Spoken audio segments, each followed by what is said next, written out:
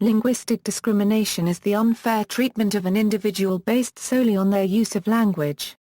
This use of language may include the individual's native language or other characteristics of the person's speech, such as an accent, the size of vocabulary, and syntax.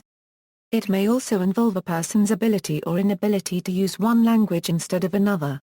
For example, one who speaks Occitan in France will probably be treated differently from one who speaks French.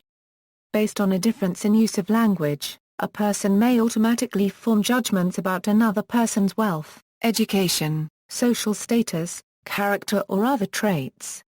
These perceived judgments may then lead to the unjustifiable treatment of the individual.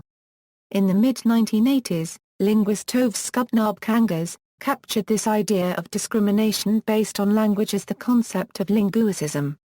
Kangas defined linguicism as the ideologies and structures which are used to legitimate, effectuate, and reproduce unequal division of power and resources between groups which are defined on the basis of language. Although different names have been given to this form of discrimination, they all hold the same definition. It is also important to note that linguistic discrimination is culturally and socially determined due to a preference for one use of language over another. Linguistic prejudice. It can be noted that use of language such as certain accents may result in an individual experiencing prejudice. For example, some accents hold more prestige than others depending on the cultural context. However, with so many dialects, it can be difficult to determine which is the most preferable. The best answer linguists can give, such as the authors of Do You Speak American?, is that it depends on the location and the individual. Research has determined however that some sounds in languages may be determined to sound less pleasant naturally. Also, certain accents tend to carry more prestige in some societies over other accents. For example, in the United States, an absence of an accent or speaking American is widely preferable.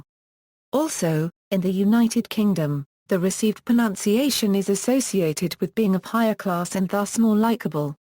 In addition to prestige, research has shown that certain accents may also be associated with less intelligence, and having poorer social skills.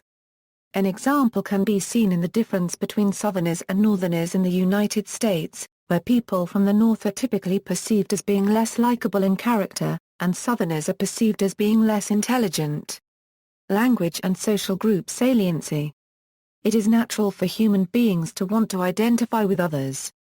One way we do this is by categorizing individuals into specific social groups. While some groups may be readily noticeable, other groups are less salient. Linguist Carmen Fort explains how an individual's use of language may allow another person to categorize them into a specific social group that may otherwise be less apparent.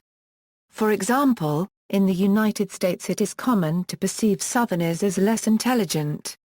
Belonging to a social group such as the South may be less salient than membership to other groups that are defined by ethnicity or gender. Language provides a bridge for prejudice to occur for these less salient social groups. Examples of linguistic discrimination. Linguistic discrimination is often defined in terms of prejudice of language. It is important to note that although there is a relationship between prejudice and discrimination, they are not always directly related. Prejudice can be defined as negative attitudes towards an individual based solely on their membership of a social group, while discrimination can be seen as the acts towards the individual. The difference between the two should be recognized because an individual may hold a prejudice against someone due to their use of language, but they may not act out on that prejudice. The following are examples of linguistic prejudice that may result in discrimination.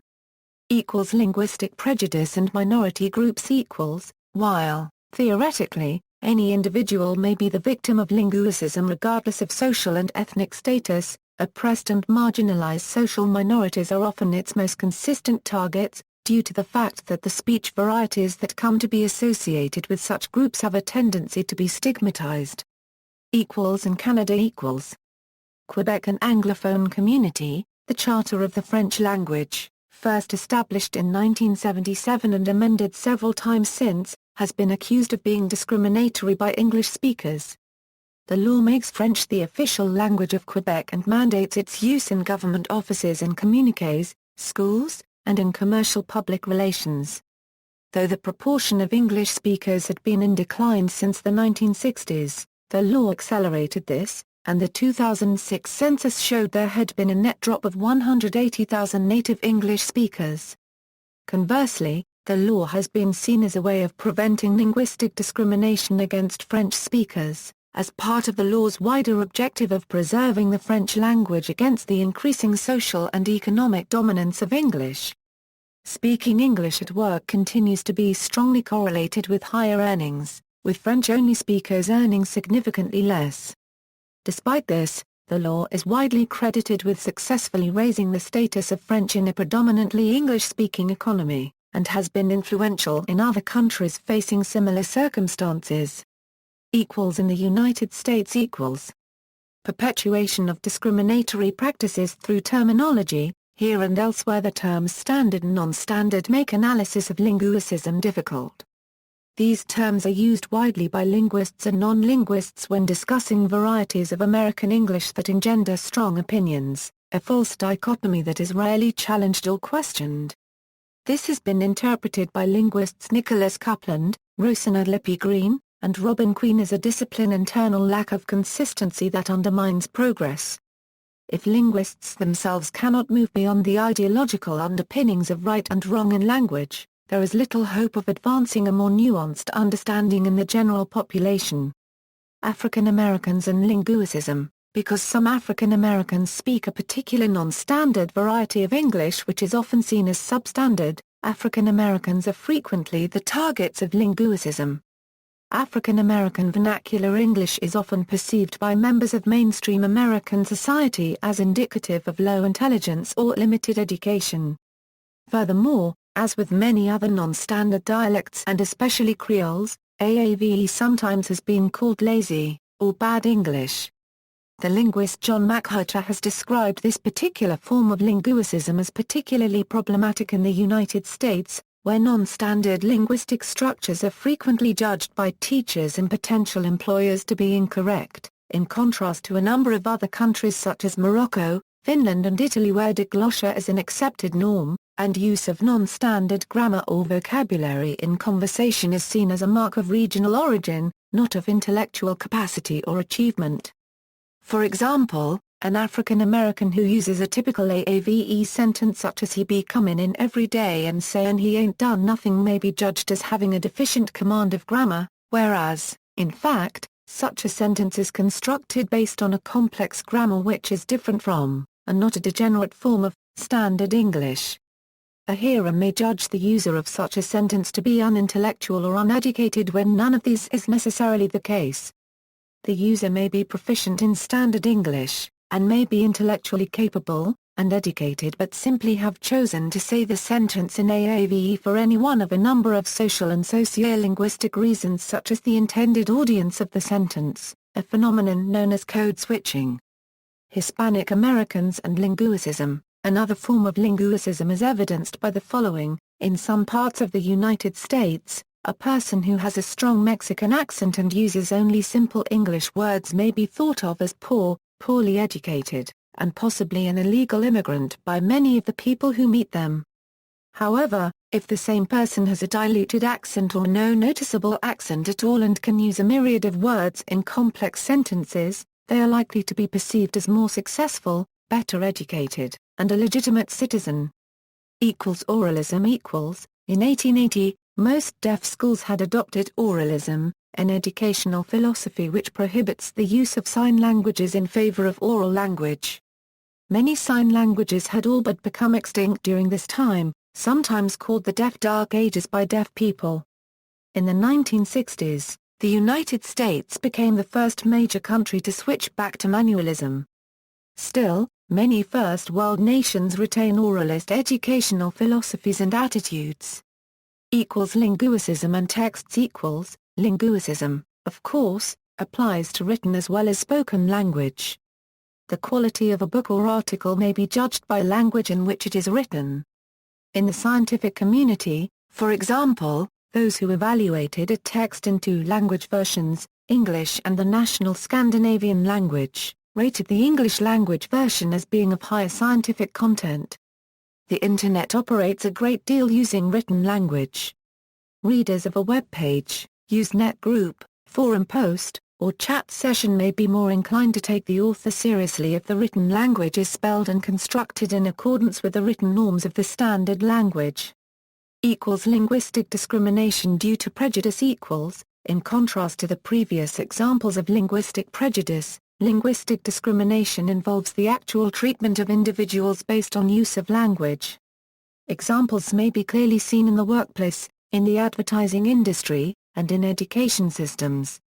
For example, some workplaces enforce an English-only policy. This policy is part of a larger political movement in the U.S., where English is being pushed towards being accepted as the official language of the U.S. In the United States, the federal law, Titles 6 and 7 of the Civil Rights Act of 1964 protects non-native speakers from being discriminated against in the workplace based on their national origin or use of dialect. There are state laws that also address the protection of non-native speakers, such as the California Fair Employment and Housing Act. However, industries often argue in retrospect that clear, understandable English is often needed in specific work settings in the U.S. Other examples, the Coptic language. At the turn of the 8th century, Caliph Abd al-Malik ibn Marwan decreed that Arabic would replace Koine Greek and Coptic as the sole administrative language. Literary Coptic gradually declined within a few hundred years and suffered violent persecutions, especially under the Mamluks, leading to its virtual extinction by the 17th century. Language policy of the British Empire in Ireland, Wales and Scotland. Cromwell's conquest, the Long English colonisation and Great Irish Famine made Irish a minority language by the end of the 19th century. It had no official status until the establishment of Republic of Ireland. In Wales, speaking of the Welsh language in schools was prohibited. Scottish Gaelic also had no official status until the end of 20th century. Scots was not considered a suitable medium of education or culture. Basque, public usage of Basque was restricted in Spain under Franco, 1939 to 1965. Galician and Catalan have similar histories. Kurdish remains banned in Syria until August 2002. The Turkish government placed severe restrictions on the use of Kurdish, prohibiting the language in education and broadcast media. Vergonha is the term used for the effect of various policies of the French government on its citizens whose mother tongue was one of so-called patois. In 1539, with Article 111 of the Ordinance of Villers-Cotterêts, French became the only official language in the country despite being spoken by only a minority of the population. Use of regional languages, such as those of southern France and of Breton in education and administration, was prohibited. The French government still has not ratified the European Charter for Regional or Minority Languages. Majorization in the 19th century Kingdom of Hungary. Germanization, Prussian discrimination of Western Slavs in the 19th century, such as the removal of the Polish language from secondary and primary schools, the use of corporal punishment leading to such events as Wasania school strike of 1901. Russification, 19th century policies on the territories seized due to partitions of the Polish-Lithuanian Commonwealth, such as banning the Polish, Lithuanian and Belarusian languages in public places. Later, Polish was banned in schools and offices of Congress Poland. Under the Russian Empire there were some attempts in 1899 and 1917 to make Russian the only official language of Finland. In the Soviet Union, following the phase of Kyrgyzstan and before Perestroika, Russian was termed as the language of friendship of nations to the disadvantage of other languages of the Soviet Union. Suppression of Korean during Japanese rule in Korea, 1910 to 1945. Quebec's language policies have been frequently noted as linguistic discrimination against the province's Anglophone population. Anti-Chinese legislation in Indonesia, anti-Hungarian Slovak language law, Dutch in Belgium after its independence in 1830. French was for a long time the only official language and the sole language of education, administration, law and justice despite Dutch being the language of the majority of the population. This has led to a massive language shift in Brussels, the capital. Discrimination slowly diminished over the decades and formally ended in the 1960s, when the Dutch version of the constitution became equal to the French version.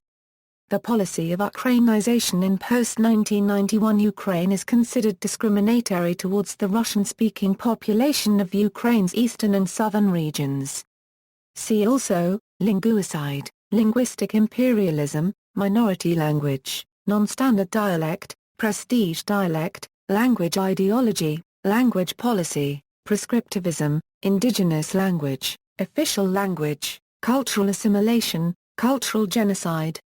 References: Skutnabb-Kangas, Tove, Multilingualism and the Education of Minority Children. Literature: Skutnabb-Kangas al., Linguistic Human Rights, Overcoming Linguistic Discrimination, Walter de Guita, ISBN 3-11-014878-1. Rodak and D. Corson, Language Policy and Political Issues in Education, Springer, ISBN 0-7923-4713-7. External links: Action Linguistic Rights, Violations of Linguistic Rights.